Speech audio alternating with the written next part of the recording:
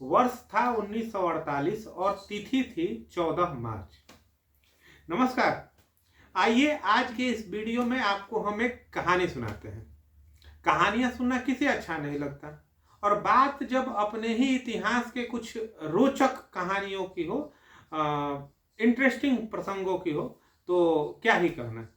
आइए आपको ऐसे ही एक अपने ही भारतीय इतिहास के एक प्रसंग में लेके चलते हैं।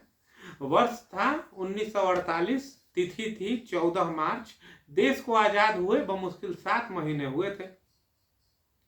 उस दिन पंडित जवाहरलाल नेहरू, हमारे तत्कालीन प्रधानमंत्री, पहुंचे हुए थे विशाखापट्टनम। मौका था भारत में निर्मित सबसे पहले पूर्णतः स्वदेशी समुद्री जहाज, मतलब देश में निर्मित स्वदेशी समुद्री जहाज जल उषा के जलावतरण का, जल उषा उस जहाज का नाम रखा गया था।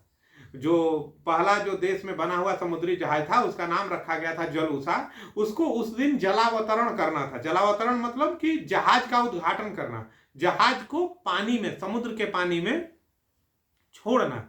ये अभी एक देश आजाद हुआ है, कितने 100 200 300 वर्षों की गुलामी के बाद एक देश आजाद हुआ है, और आजादी के मात्र 8 महीने के भीतर ही वो अपना स्वदेश में बना हुआ समुद्र का जहाज लॉन्च करने वाला है, पानी में छोड़ने वाला है, शुरुआत करने वाला है, उद्घाटन करने वाला है। गर्व की बात थी, और वो क्यों नहीं गर्व की बात होगी भाई। ये देश के लिए एक उल्लेखनीय क्षण था, देश के लिए एक गर्व की बात थी। उसी उद्घाटन के लिए देश के तत्कालीन प्रधानमंत्री विशाखापट्टनम पहुंचे हुए थे, क्योंकि जो इस जहाज का जो निर्माण जिस कंपनी ने किया था, जिसे आज हम हिंदुस्तान शिपयार्ड लिमिटेड के नाम से जानते हैं, उस समय वह सिंधिया शिपयार्ड के नाम से जानी जाती थी विशाखापट्टनम में। उस सिंधिया शिपयार्ड ने इस जल उषा का निर्माण किया था।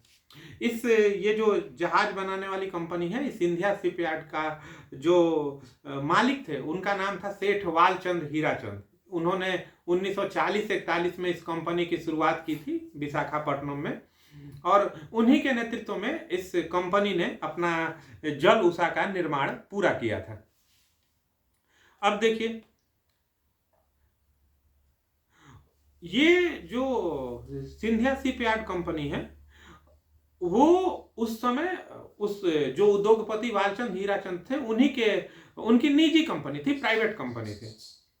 ये अलग बात है कि बाद में उनकी कंपनी को 1961 में उस कंपनी को राष्ट्रीयकरण कर लिया गया। राष्ट्रीयकरण आपको पता होगा कि निजी स्वामित्व वाली चीजों को राष्ट्रहित में सरकार द्वारा अपने माने सरकारी स्वामित्व में ले लेने की प्रक्रिया को राष्ट्रीयकरण कहते हैं, सरकार द्वारा तय मुआवजा देकर। तो ये सिंधिया शिपयार्ड को 1961 में राष्ट्रीयकरण कर लिया गया था, और उसका नाम रखा गया हिंदुस्तान शिपयार्ड लिमिटेड, HSL। आपने हिंदुस्तान शिपयार्ड लिमिटेड का नाम सुना होगा। देश में बनने वाले कई समुद्री जहाजों या पनडुब्बियों का निर्माण और मरम्मत आज की डेट में हिंदुस्तान शिपयार्ड लिमिटेड में ही होता है। और भी कई शिपयार्ड हैं, लेकिन हिंदुस्तान शिपयार्ड लिमिटेड में भी काफी ज्यादा निर्माण और मरम्मत का काम होता है। तो जब 1961 में इसको राष्ट्रीयकरण किया गया था, तो उसको उस समय मिनिस्ट्री ऑफ शिपिंग यानी कि जहाज रानी मंत्रालय के अंतर्गत रखा गया था। वर्तमान में 2010 में HSL को रक्षा मंत्रालय के अंतर्गत ले लिया गया था। खैर, बात 1948 की हम लोग कर रहे हैं, और उस समय यह प्राइवेट कंपनी ही थी, सिंधिया शिपयार्ड के नाम से। तो जब पंडित नेहरू पहुंचे उद्घाटन करने, तो वहां पे जो ऑब्वियसली जाहिर सी बात है, कंपनी के जो मालिक थे सेठ वालचंद हीराचंद, और भी विशाखापट्टनम के और सब गणमान्य लोग, अधिकारी वगैरह सब लोग मौजूद थे। अब देखिए, यहां पे हुई बड़ी एक रोचक बात। देश को आजाद हुए 7 महीने ही हुए थे। 15 अगस्त को देश आजाद हुआ, 14 मार्च की ये बात है। कितने महीने हो गए? सितंबर, अक्टूबर, नवंबर, दिसंबर, 4, 3, 7 महीना। आजादी के पहले अंग्रेजी भारतीय सरकार, माने भारत की वो सरकार जो अंग्रेज चला रहे थे, आजादी के पहले की जो भारत सरकार थी, जो अंग्रेजी भारत सरकार थी, उसमें कोई भी बड़ा फंक्शन होता था या किसी भी चीज का उद्घाटन होता था या कोई उत्सव होता था, तो उसमें अंग्रेजी तौर तरीकों से शैंपेन की बोतल खोली जाती थी। आपने आज भी देखा होगा विदेशों में खुशी के मौकों पर शैंपेन की बोतल खोली जाती है। आपने और कुछ नहीं तो क्रिकेट या फुटबॉल का मैच जीतने के बाद जीते हुए टीम के द्वारा शैंपेन की बोतल खोलने का जिक्र या टीवी वगैरह में देखा ही होगा। तो यही परंपरा थी अंग्रेजी भारतीय सरकार में कि उद्घाटन के मौकों पर या उत्सव के मौके पर या अगर कोई कार्यक्रम हो रहा है तो शैंपेन की बोतल खोली जाती थी।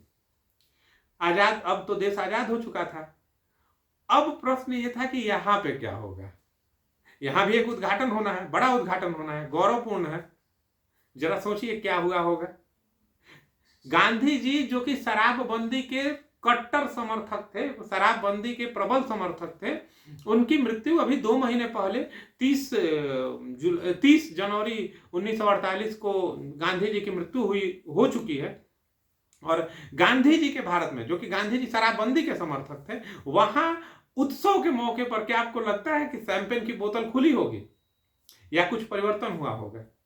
परिवर्तन हुआ और पूर्ण भारतीय तरीके से जब जल उषा का जलावतरण हुआ तो पंडित नेहरू के हाथ से नारियल फोड़ के जल उषा का जलावतरण हुआ, जल उषा का उद्घाटन हुआ।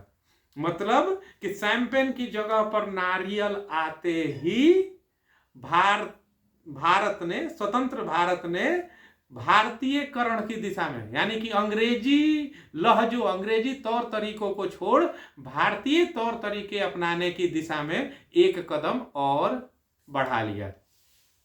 उल्लेखनीय है कि यह जो नारियल फोड़ के उद्घाटन करने की जो उस समय शुरुआत हुई, आगे भी सरकारी आयोजनों में हम देखते हैं कि शैंपेन की बोतल खोलने का जो चलन है कहीं नहीं दिखता है स्वतंत्र भारत के आयोजनों में। और भारत के जो आयोजन थे वो भी भारतीयकृत, माने भारत के आयोजन भारतीय आयोजन होने की दिशा में बढ़ने लगे। खैर, ये जो कहानी मैं आपको सुना रहा हूं, ये जो मैंने कहानी आपको सुनाई, जो ये घटना सुनाई, ये मैंने एक किताब से ही ली है। मैं आपको कोई मनगढ़ंत कहानी तो सुनाऊंगा नहीं। इतिहास के नाम पे मैं मनगढ़ंत कहानी आपको क्यों सुनाऊंगा? ये मैंने एक किताब से ही ली है। और ये जो किताब के लेखक हैं वो भारत सरकार के वरिष्ठ अधिकारी रह चुके हैं। उन्होंने अपनी आंखों देखी घटना का जिक्र किया था और उन्हीं की किताब से मैंने आपको ये कहानी सुनाई। हम ऐसे ही विभिन्न किताबों से ऐसे ही इतिहास के कुछ प्रसंग आने वाले वीडियोज में भी ऐसी इतिहास की कहानियां या रोचक कहानियों के इस वीडियो के रूप में आपको सुनाते रहूंगा। जल्दी ही हम लोग फिर मिलेंगे ऐसे ही एक और वीडियो में। तब तक अगर आप चाहें तो वीडियो को लाइक करें और कमेंट में जरूर बताएं कि आपको ये कहानी कैसी लगी। चैनल को जरूर सब्सक्राइब करें ताकि आने वाली कहानियां भी आप सुन सकें। जल्दी हम फिर मिलेंगे, तब तक के लिए नमस्कार।